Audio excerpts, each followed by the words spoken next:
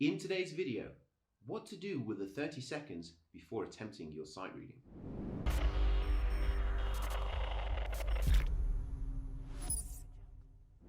Hello everyone, Michael here at Making Music, and today we are talking about what to do with the 30 seconds you're given in an examination before you're expected to attempt your sight reading.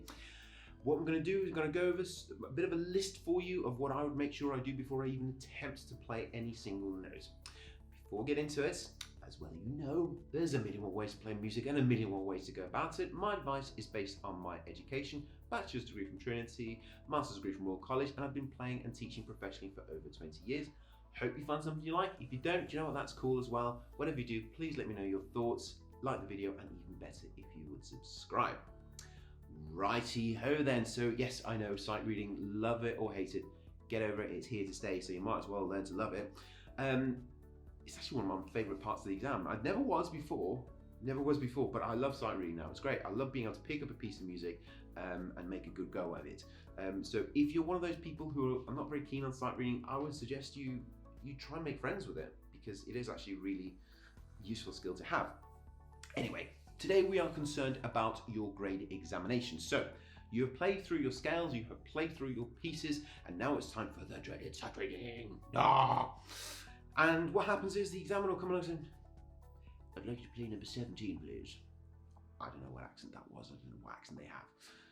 Could be anything. And you look at number 17, you go, oh my good God, it's got ink on the page, and you start frantically trying to play it.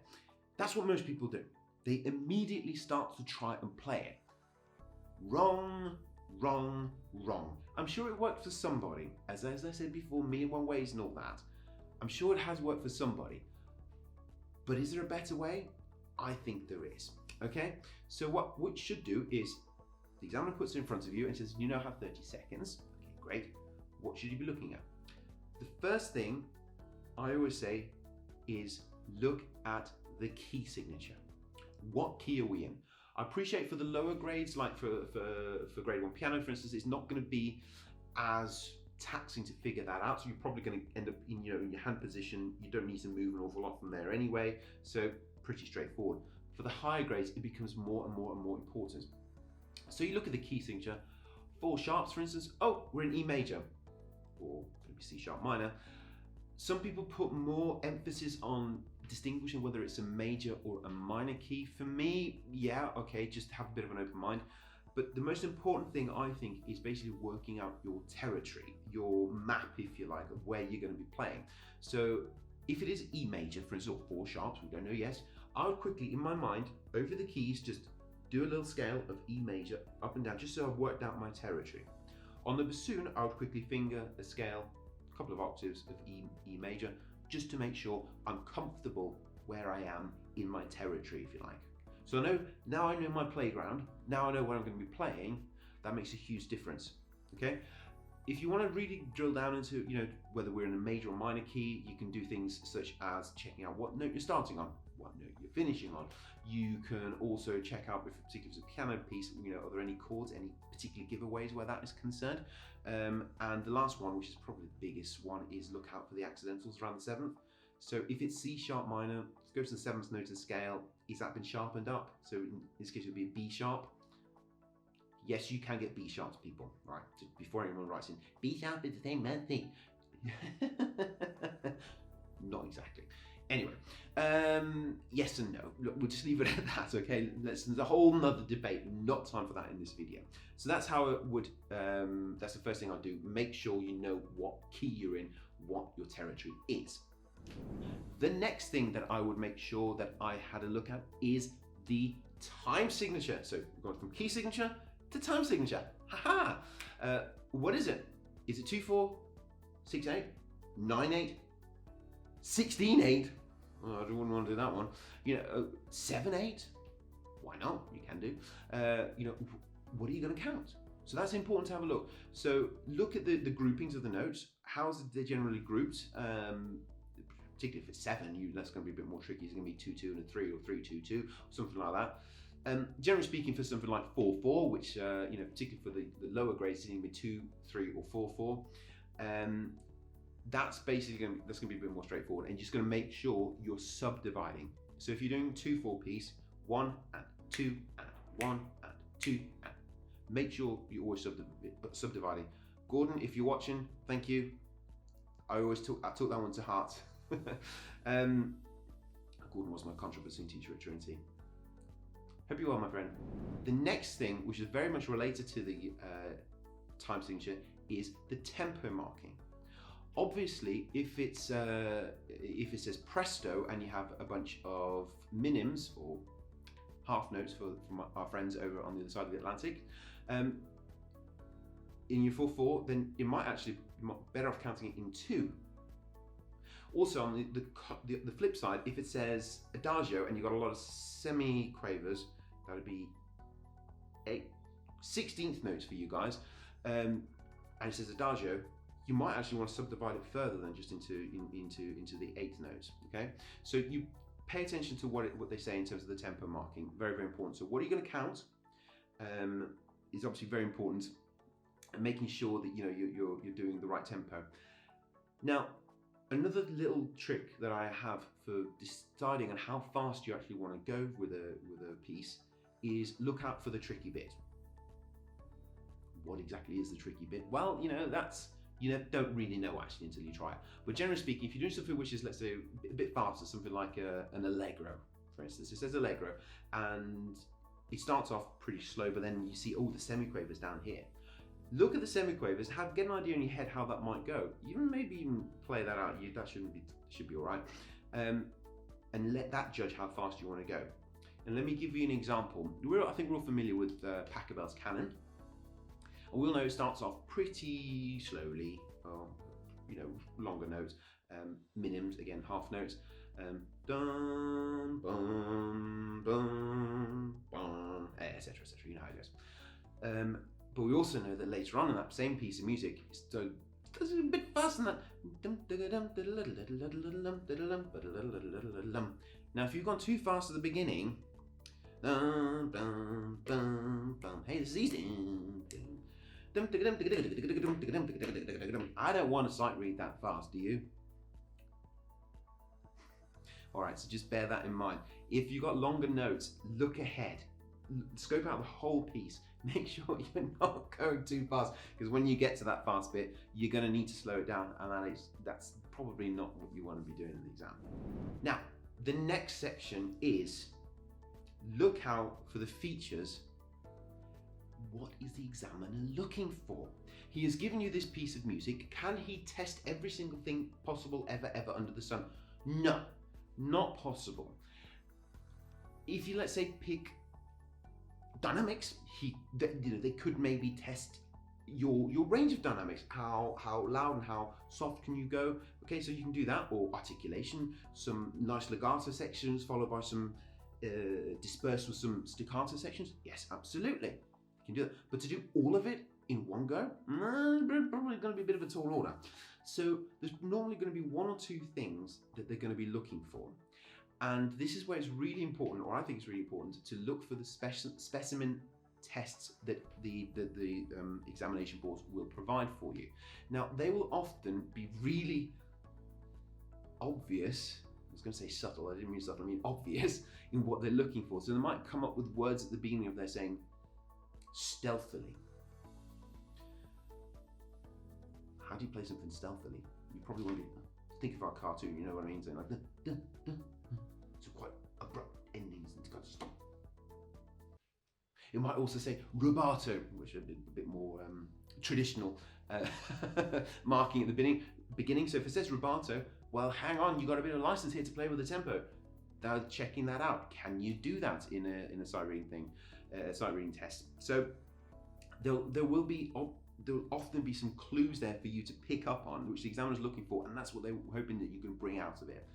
For instance, the general rule is the more detail there is in there, the more they're going to be looking out for it. I appreciate that's not 100% applicable all the time. You might get a Baroque piece which has been completely left. They've left completely all the dynamics and articulation out of there. And if that's the case, they're looking to see if you can make that up on the spot. Obviously, there's no detail in there. You're going to have to see what you can do with it. But I'd say most of the time, they'll be looking for that, okay? Other thing to bear in mind for those of us not playing piano, things like articulation is very important, tonguing, particularly on woodwind instruments, bowing on stringed instruments as well. Is there anything particular they're looking on those fronts? Maybe, maybe not. You know, and this is where experience really comes into play. Okay, so you've managed to cover it off those three. You've got your key signature, your tempo, your time signature, and also you've decided what the big features are, what they are looking for. Fantastic, you're ready to give it a go, but you still got 10 seconds. Great! Knock yourself out, do what you want. Yeah, that's what I would do. I'd probably go to the bit which catches my eye the most, one I just want to have a quick go at. Not if I can't find anything in the piece, then yeah, maybe I'll go to the beginning and try something from the beginning to see how I go. The other thing you might want to do is just actually sing it through. See if you can sing it through. Get yourself an idea about how it goes.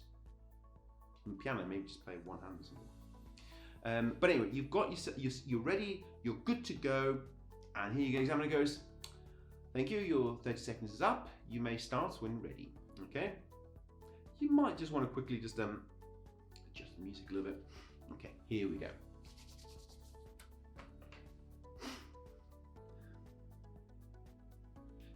Right, see what I did? Give myself just that little bit of extra time just to get myself comfortable. Anyway, you start the test.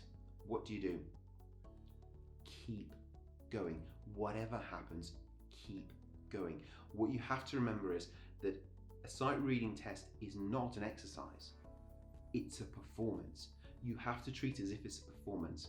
You might be thinking, yeah, but come on, Michael, when am I ever going to be sight reading in a concert? You know, it just doesn't happen. You'll always have rehearsals and you do this, blah, blah, blah, blah. No. Let me give you an idea of what it's like to get a phone call about a concert. Yeah, hi, Michael? Yeah, yes, Michael.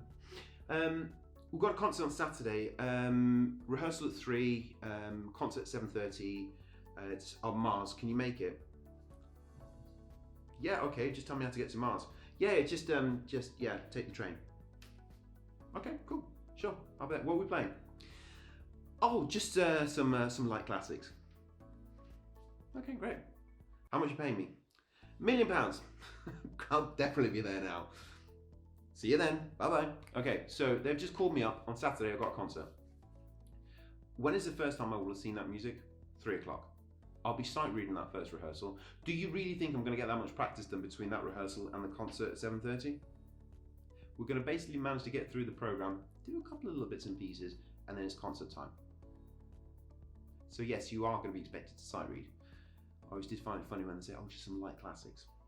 That can go one of two ways. One, you're going to either be playing along as a bassoonist, that is. You're either going to be playing along with the double basses and the tubas, and it's going to make no difference to zero difference whether you're there at all. And the other time is you get there and you go, oh my God, they have just landed me the biggest stinker of a part ever, and there's a big massive solo in the middle of it. So yeah, it could that goes either way. So always be a little bit, I would always try and get as much information you can for those kind of concerts, but obviously it's not always possible. So yes, anyway, no, the point is, you will sometimes have to sight read in a concert. It's just the way it is. And here in Europe, you're much more expected to do that. I know in certain parts of the world that will never be expected, but here you are much more expected to be able to do that. And that brings us on to our top tip for today. And no surprise, it's related to the video today, all about sight reading. And the top tip is play with other people. That's it. And I'm not talking about Lego. I'm talking about music, obviously. So you might be thinking, why? One of the biggest things which helped me with my sight reading was accompanying. Sight reading on single line instruments is, and I don't want to offend anybody, but it is easier than on the piano, okay? It's just the nature of the beast. It's just the way it is, okay? With a piano, you've got two hands doing two separate things, two different sets of rhythms, more than one note, even in one hand, more than one note. Do you see what I mean? Whereas on the bassoon, for instance, I'd have one line, one note, one rhythm to worry about, of course, the challenge with that is, you've got to try and bring more out of it by being even more over the top with certain things. But that's a whole other challenge in itself. Bassoon sight reading actually always did that quite well. Piano, not so well. Also with the bassoon, for instance, you're much more likely to be playing with other people. So for instance, in bands, in orchestras and things, and the amount of times you say, okay, right guys, we've got a new piece for us today, let's try this, and here we are, Symphony number 75 by Einstein. Before anyone writes down anything, I know Einstein didn't write in, well, I'm not aware if he did write in symphonies. I don't think he wrote, even if he did, I don't think he wrote 75 of them. Very few people wrote more than 675. No, obviously Haydn did. But anyway, look, you get the idea, right? So you're much more open, you're much more exposed to sight reading as a single line instrument player, generally speaking, anyway. As a pianist, we can be a bit more secluded. So what really helped me was accompanying anyone and everyone. So I'd accompany choirs, I would accompany people for their exams, I'd accompany people when they're doing recitals. Anything I could do, I would do. Because what it really does, it really helps you with keeping going. And if, for instance, taking the example of accompanying someone for an exam, as you know, I did many times for the music service. You get given the music, you have to make it musical in order to help the person who is actually sitting the exam. So you follow them, you try to make it as musical as possible for their sake. So you have to be very quick again in doing that, and just doing more and more and more of it was fantastic. So again, say you can't practice sight reading, you can, and I implore you, do practice your sight reading, because it opens so many doors for you. You can sit down, you can play stuff and get enjoyment out of it much quicker than if you just adamantly say, I don't do sight reading. Make sense? Okay, so yeah, please play with other people. It's also very enjoyable. Don't ever forget, I really enjoy playing with other people. So that's it for today. I hope you found something you like. Again, if you didn't, that's all okay too. Please let me know what you think. The usual like, subscribe and everything. So listen, thank you so much for watching, and I hope to see you next time. Bye for now.